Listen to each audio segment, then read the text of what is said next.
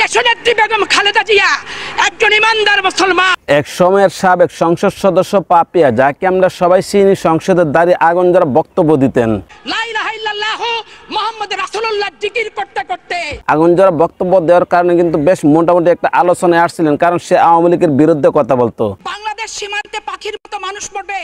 আওয়ামী লীগের বিরুদ্ধে যখন কথা বলতেন তখন কিন্তু তাকে সবাই ভালোবাসতেন এবং তাকে খুব পছন্দ করতেন।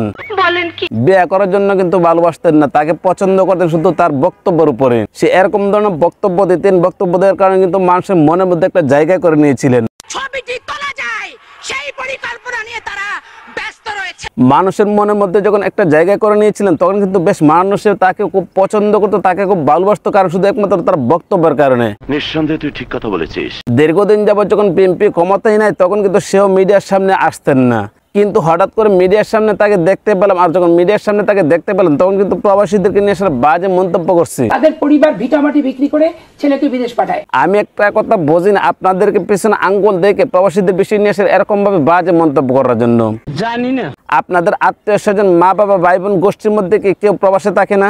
আপনার তো অবশ্যই গোষ্ঠীগানদের মধ্যে কেউ না কেউ প্রবাসে থাকে। যদি আপনার গোষ্ঠীগানদের মধ্যে প্রবাসে কেউ থাকে তাহলে আপনি তাদেরকে নিয়ে এরকম ভাবে বাজে মন্তব্য করলেন কি করে? তাদের পরিবার ভিটামাটি বিক্রি করে ছেলেকে বিদেশ পাঠায়। প্রবাসীরা প্রবাসে যায়, বাড়িঘর বিক্রি করে, জমি জমা যা কিছু আছে সবকিছু বিক্রি করে প্রবাসে যায় শুধু একটা কারণে।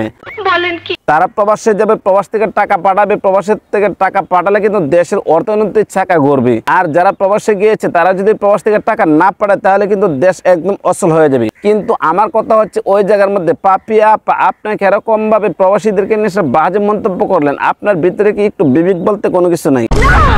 তাদের পিছনে মাঝে মাঝে শয়তানে আঙ্গুল দেয়, আর যখন শয়তানে তাদের পিছনে আঙ্গুল দেয় তখন কিন্তু প্রবাসীদেরকে নিয়ে আসার কথা বলে। তো তাদের পরিবারের জন্য তারা টাকা পাঠায়। প্রবাসীদেরকে নিয়ে আসার কথা বলার কি দরকার? আপনারা এরকম কিছু কিছু নেতা আছে যে নেতাগুলো প্রবাসীদেরকে নিয়ে এসে বিভিন্ন সময় বিভিন্ন ধরনের কথা বলেন, আর যখন বিভিন্ন সময় প্রবাসীদেরকে নিয়ে আসার কথা বলেন তখন কিন্তু প্রবাসীর একটা কথা বলে যে আমরা আর কোনো ধরনের কোনো ট্যাক্স বা কোনো ধরনের কোনো রেমিটেন্স দেশে পাঠাবো না। প্রবাসীরা যদি রেমিটেন্স না পাঠায় দেশে তাহলে দেশের অর্থনৈতিক চাকাটা কিরকম ভাবে ঘুরবে এই জিনিসটা আপনারা বোঝেন না। তার জন্য বাংলাদেশের রাজনীতিতে অংশ দিতে হবে, ভোটার বানাতে হবে। আমি একটা কথা বুঝি না, মাঝে মাঝে তাদেরকে শয়তান এরকম ভাবে আঙ্গুল দেয়, আঙ্গুল দেওয়ার কারণে কিন্তু একটা আলোচনা মাঝে আসে। দেশের মধ্যে কিছু কিছু মানুষ আছে, কিছু কিছু মানুষ এরকম ধরনের বক্তব্য দেয় যে বক্তব্য হলো শোনার পরে ভাই আমরা বুঝতে পারি না তারা কোন ধরনের বক্তব্য দেয়। এরকম বক্তব্য দেওয়ার কারণে কিন্তু আজকে দলের ভাবমূর্তি এরকম ভাবে নষ্ট হচ্ছে। আপনারা দলের মধ্যে আছেন, দলের মধ্যে থাকার পর আপনারা এরকম ধরনের কথা বলার কি দরকার? যে কথাগুলো শোনার পরে মানুষ একটু পিছিয়ে যাবে আপনাদের দল থেকে।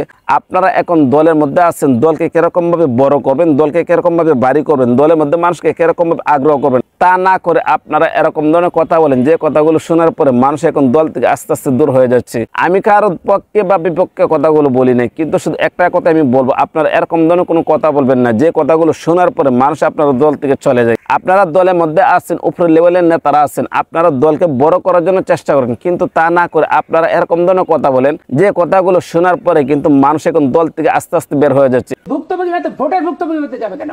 1,20,00,000 মানুষের প্রবাসে থাকে, যে প্রবাসীরা কিন্তু ভোট দিতে পারে না দীর্ঘদিন যাবত। তারা চেষ্টা করে যে আমি দেশের স্বার্থে, দেশের উন্নয়নের জন্য আমি একটা ভোট দিই, কিন্তু আপনারা কি করেন? তাদেরকে ভোটের বাইরে রাখার কি দরকার? তারা ভোট দিতে পারে না, তারা প্রবাসে থাকবে। আরে ভাই, তারা প্রবাসে আছে গতিতে, তো আমরা কি করতেছি? একটু শান্তিতে থাকতে পারতেছি, আর আপনারা প্রবাসীদেরকে নিয়ে এসে বাজে মন্তব্য করেন, এটা কিন্তু আসলে ঠিক না। আপু একটু বোঝার চেষ্টা করেন আপনারা। ভাই আমি একটা কথা বলে কি জানেন, যেগুলো কোনো ধরনের কোনো কাম নাই খায় আসে এক একবার এক একটা কথা বলে সে কিন্তু তার আলোচনায় আসে। তো আমাদের ঠিক এরকম পাপিয়া আপা কিন্তু দীর্ঘদিন যাবত মিডিয়ার সামনে আসে না, যাও আসছে কিন্তু এখন কি করতেছে? প্রবাসীদেরকে নিয়ে এসে বাজে মন্তব্য করার কারণে কিন্তু প্রবাসীরা কি করছে? আপু কিনে এসে একটুখানি আলাপ করতেছে। এই পাপিয়া আপা দীর্ঘদিন যাবত মিডিয়ার সামনে আসছিল না, যাও আসছে কিন্তু প্রবাসীদেরকে নিয়ে এসে বাজে মন্তব্য করছে। এই বিষয়টা আপনারা কোন দৃষ্টিতে দেখছেন? ভিডিও কেমন হয়েছে কমেন্ট করে জানাবেন, ভালো লাগলে লাইক করবেন, পেজ থেকে দেখে থাকলে পেজটা ফলো করবেন, চ্যানেল থেকে দেখে থাকলে চ্যানেলটা সাবস্ক্রাইব করে পাশে থাকবেন। তো আজ এই পর্যন্ত রাখলাম, ভালো থাকুন, সুস্থ থাকুন, আসসালামু আলাইকুম।